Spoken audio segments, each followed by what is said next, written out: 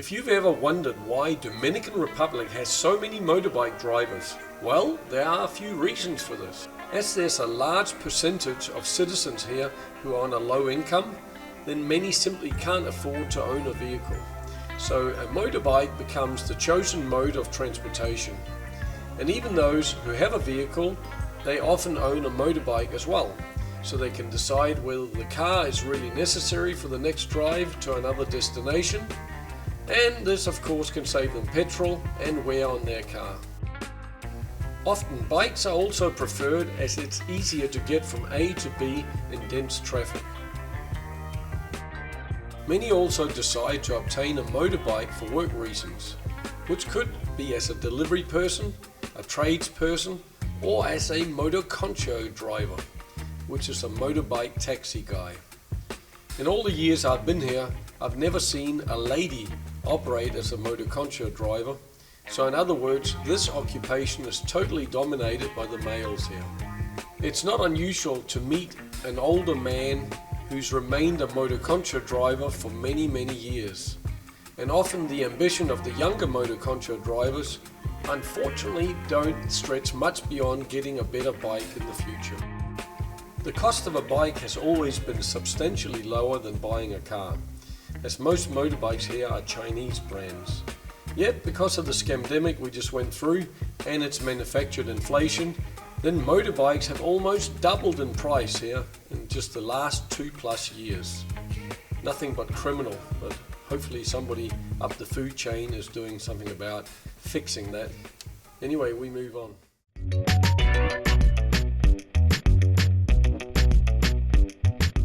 If you have ever wondered what Dominicans manage to carry on their motorbikes, then it's both crazy yet quite impressive all the same.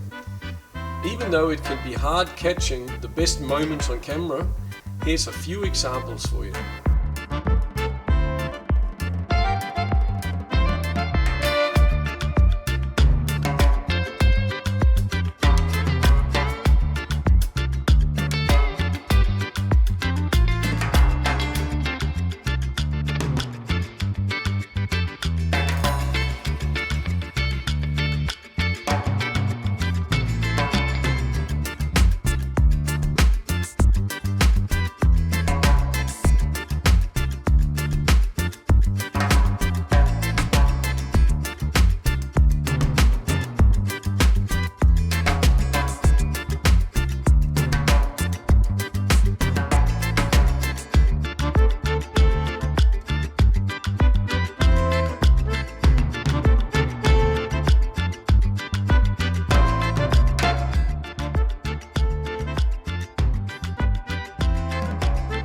It's not unusual during the rainy season to see motorbike drivers extend their rear mudguard with a polystyrene food tray.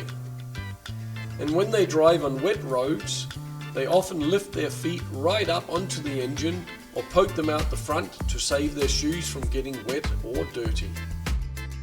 When carrying a propane gas tank, many will strap it onto the back of the seat using bicycle tubes, even though many will just balance it on the back of the seat while holding it with one hand between them changing gears. For those who deliver stuff frequently, they usually strap on a plastic box or a metal box to carry all their goods in.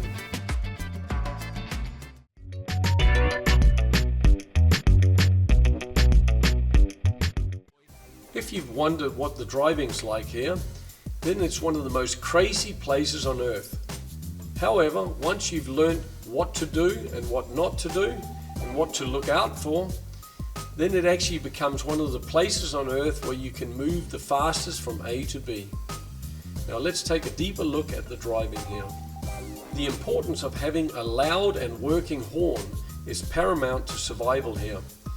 Giving a quick toot is not considered rude, but more a method to signal, hey, watch out, I'm coming here, so don't pull out until I'm out of your way. Or your quick toot could also mean hello to a friend standing near the street. Yet, if someone screams their horn for a few seconds in a row, then it could be that he or she is either irate or paranoid about your driving or potential intentions to pull out in front of them. Also, macho type Dominicans can be quite dramatic with regards to their angry toots at other motorists. Then there's the danger of ramming into the back of other vehicles when driving a bike.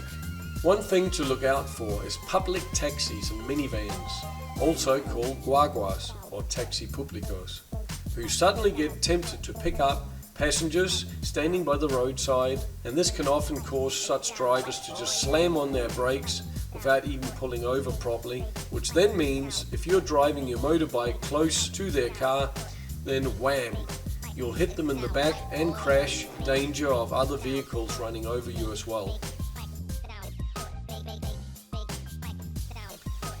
Another situation that could cause you to hit the back of another vehicle here is if you drive your scooter or motorbike too close to, example, a water truck. They tend to drop a lot of water while they're driving, up to 20% of their load, some of the older ones. So if you're sitting too close to that truck in the wet strip, or you're driving on a rainy day too close to a vehicle and they slam their brakes, then wham, your brakes may not be able to stop you in time. So keep your distance again, get around those kind of vehicles so you have a clear space in front of you. It just so happens that all motorbikes here both overtake and innertake. And the biggest danger with overtaking here is that suddenly some road hoon comes blasting towards you and suddenly pulls out from behind the car without looking. And in such situations, it often ends up with a head-on collision or deaths. So be very careful to only pass when you're sure it's safe to do so, like in any other country. And when it comes to the driving on the inside, example, there's a row of cars parked up at a traffic light, then often you'll find motorbikes or pedestrians crossing through the cars from the middle of the road to get to the roadside. And now if you just happen to come racing on the white roadside strip and they come out from between the cars, then wham, you hit them and down you both go. So you really have to drive like a hawk and keep an eye on everything in front of you, and drive slow enough that you know you can quickly brake to a standstill if this situation should occur.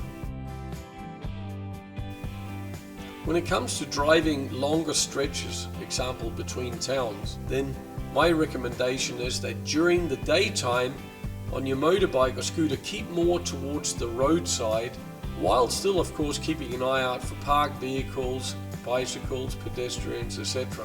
And at night time, try to stay more towards the center of your lane, as at night time both pedestrians and bikes and other types of vehicles with no lights on are often encountered on these roadsides, and no one here bothers to use reflectors, whether that be pedestrians or bikes, so just be very careful. If you're in the middle of the lane during the night, you can be quicker at getting around parked vehicles without bashing into them. Personally, I use sunglasses for daytime, and then I have a pair of transparent safety glasses like you would use with an angle grinder, and you put them on at night time, and then you can actually see where you're going. Around 5 o'clock to 8 p.m. at night, there's a lot of heavy insects flying around, so it pays to protect your eyes during these evening hours especially. Especially if you drive a scooter here or any motorbike with smaller wheels, then be very careful of potholes and manholes that has either indentations in the road or missing lids. As if your front wheel gets caught in a deep hole, then you'll most likely crash. It pays in the beginning to drive slowly to get familiar with all the potholes and manholes that exist in your chosen town, as such knowledge can actually save you crashing, especially at night. Also be careful of sand lying on the roads in sharp corners, as this can make your front wheel slip out and down you go. Now if you decide to give one of the locals a lift, especially somebody you haven't really gotten to know very well, and then you crash with this person on the back of your bike, then the old "let's get the gringo" quickly kicks in, and neither this passenger or fellow Dominicans are going to let you off the hook without you paying out a lot of money. Well, especially if there's more than just a scratch on him or her. So sometimes you might even be better off just placing that other person on a motor concho, and it's up to you if you want to pay the 50 to 200 pesos that it might cost to transport them from A to B. And then if something does go wrong, then it's now the responsibility of the motor concho driver and not you. Also, make sure to use your awareness when it comes to driving behind trucks or cars that have wide, sharp or long objects sticking out, because folks here just ain't that safety savvy, or they don't take it that serious. So it's not everyone who's going to bother tying a red flag or a cloth to the end of some long timber or metal sticking out.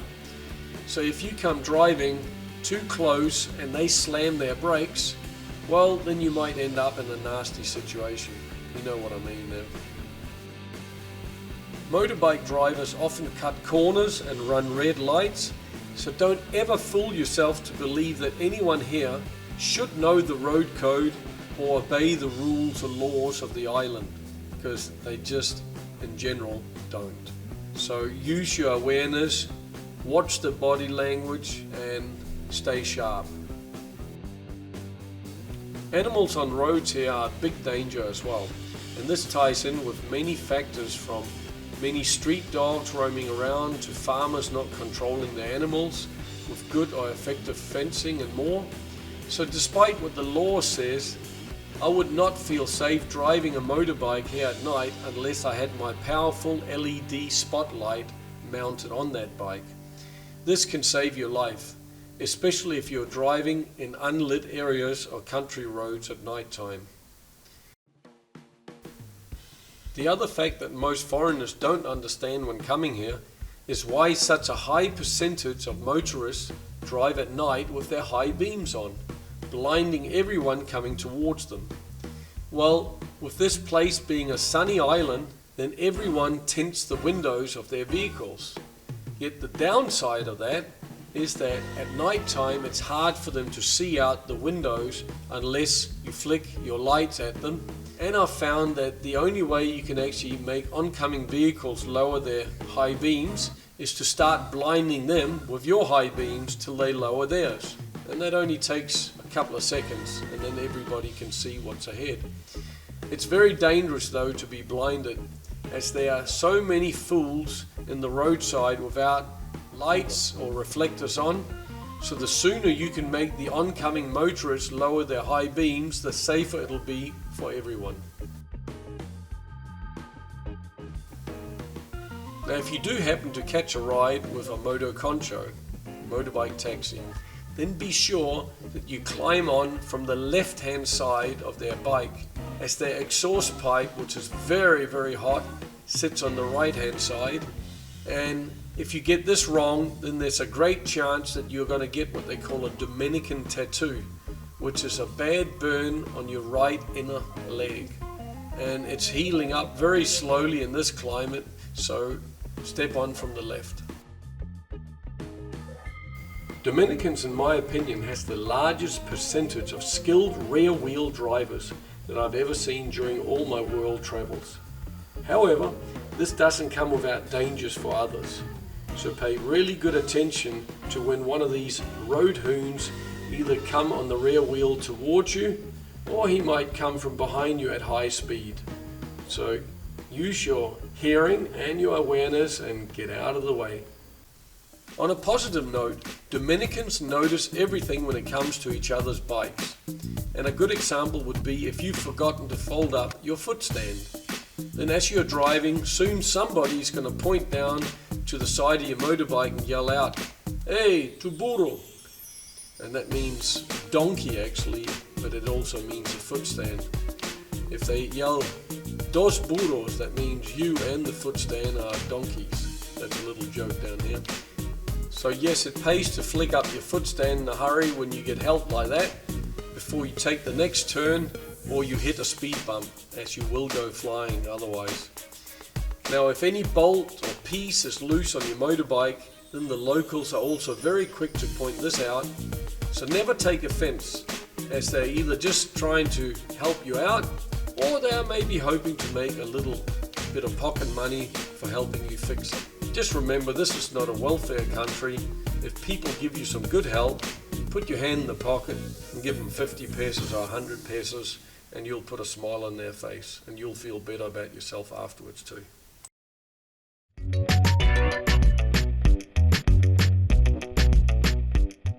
For maintenance and repairs, it pays to carry a few tools with you. However, you won't need to travel far before you find what's called a repuesto, or a motorbike repair shop, where one or more mechanics usually work, charging for smaller jobs between 100 and 300 pesos in labor costs. And then you buy the parts from this shop at the same place. Each mechanic is usually an independent business guy, and the shop make their money selling the parts. Now, if you're planning on getting a larger repair job done, then it can cost up to a few thousand pesos. But parts are in general quite reasonably priced, but check their monitor to ensure that you're not being fed the gringo price. Also choose your mechanic wisely based on good recommendations, especially from another gringo, as some of the mechanics here are quite unorganized when it comes to storage of all tools, bolts and pieces, and often they can't figure out how to get things back together again if it was a major repair. Or they drop washers and bolts on the ground and often wasting your time while they are busy looking for these pieces they lost. For a large repair, count on a full day of being used out of your schedule, and bring a sandwich, some drinks and a chair, as you'll need to be there to inspect everything that goes on. Now, if you just drop your bike off to be repaired and then come back for it later that day, then don't be surprised if there's oily fingers everywhere on your bike, different bolts and panels MacGyvered in a way it didn't originally sit. So yeah, be careful of these situations.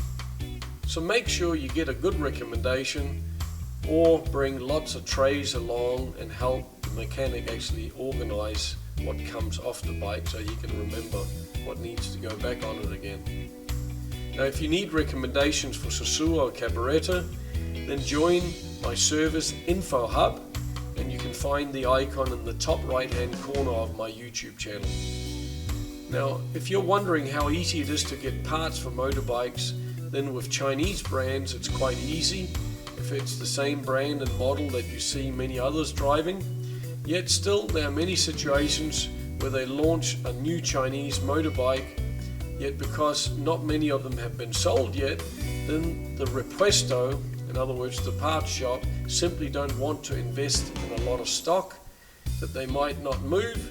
So even though you might feel special driving one of the only bikes of its brand and model, then the downside is going to be that you'll struggle to find the parts for it, which can become very frustrating. I do though have a contact for one of the best parts sourcing guys on the island, so again, perhaps join my service info hub if you want this and many other good contacts in different industries. Parts for Japanese and American bikes can be obtained fairly easily, as these upmarket shops often pride themselves in the supply of parts as well as selling the bike itself.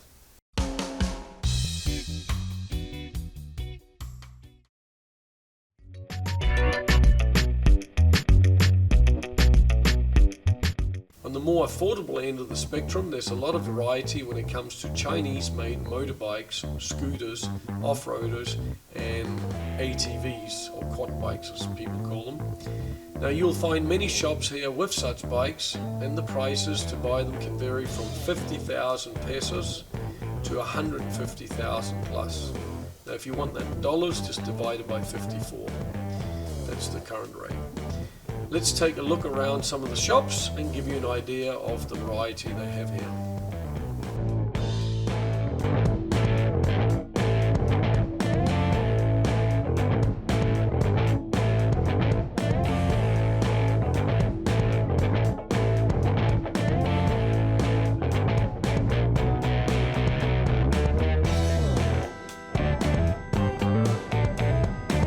Now, if you're after a better quality type of bike or brand, then you can also find Japanese and American bikes over here in specialty stores for these. So let's have a look at one shop as an example that offers this, which is in La Mulata, Sosua.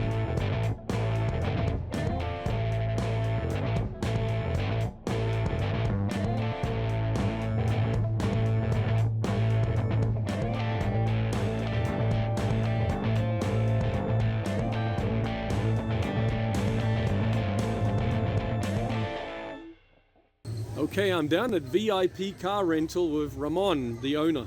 Thanks for jumping on camera. Now, even though you rent sedans and Jepettas out here, they can of course inquire about that, but this video is focused on bikes. So you got motorbikes and ATVs here. How much do they cost to rent? We have different type of bike and scooter or ATV.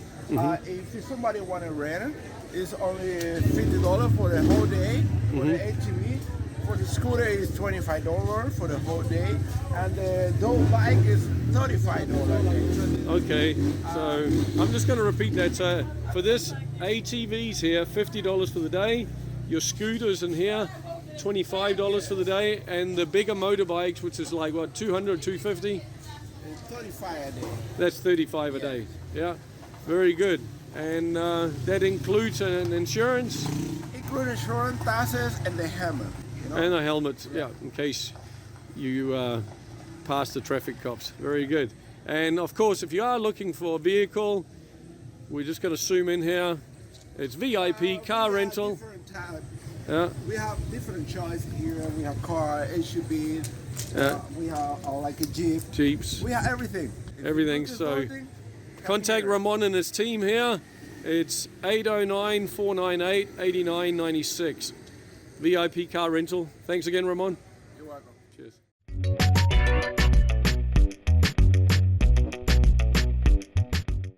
If you're buying a motorbike from a proper dealership, then find out what their costs are for getting the ownership paper, the number plate, and insurance. In Spanish, these three are called the matricula, the placa, and seguros. And when you're satisfied with this, then you'll need to provide a copy of your passport and sign the purchasing agreement. Now make sure prior to purchasing from any dealership that you check out that they have a good reputation of satisfying clients and the length of getting the paperwork back to you with the number plate. If you're purchasing from a private individual, then make sure that you use a good lawyer of your choice, prepare the purchasing agreement, and get him or her to handle the process of change of ownership.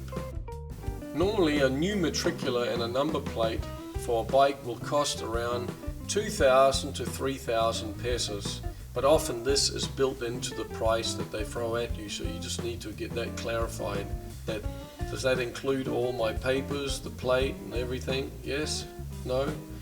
A third-party insurance for 1 year would run you at 300 to 500 pesos, depending on who you buy it from. Sometimes the smaller repuestos will sell it cheaper because they are brokers for the insurance companies, where the larger bike dealers may charge you more for that insurance.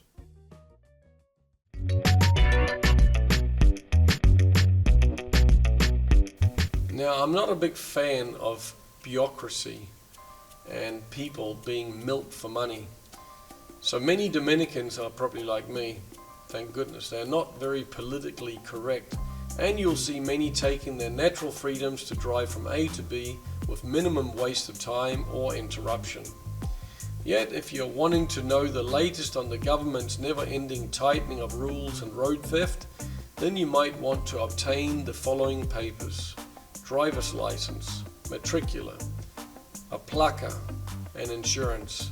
And they now want you to wear a helmet with the new slave QR code on the back through applying a large ugly sticker on the back of the helmet. They now also push that you can only take a maximum of 2 passengers on your bike if the space allows it. But again, this too has been pretty failing as a tax collection method. And the other one that's been failing is getting people to wear their helmets. It's a hot country, so many don't wear them except when they see the traffic cops up ahead. For bald guys like me, well, it pays to wear a helmet for the sun anyway, and it still is safer if you have an accident. So I do recommend that you wear one. If you want to learn the best way to go about obtaining maximum driving freedom and saving money here, then I suggest you acquire a short consulting session with me. So feel free to reach out to me at info@educatedtraveler.info to obtain my prices and to book a session.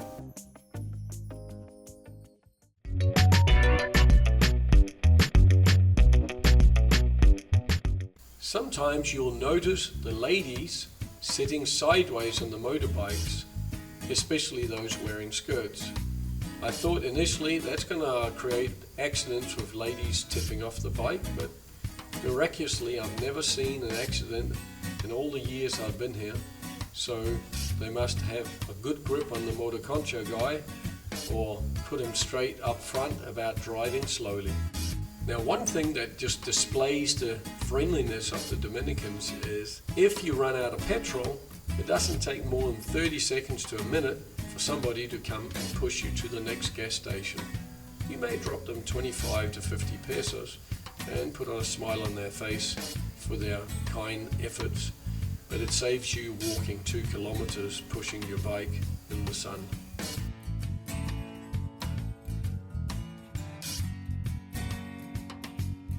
If you ever see somebody riding the tank of their motorbike, it's probably because they've got what they call a picho, a flat rear tire. And they don't want to walk, so therefore they ride the tank, take the pressure off the back, all the way to the nearest workshop, the Dominican way. Alright folks, that wraps it up for this time, so thank you so much for watching. And to acquire my relocation consultancy or travel consultancy, simply send me an email at info@educatedtravel.info. And on that note, happy travels, take care, bye bye.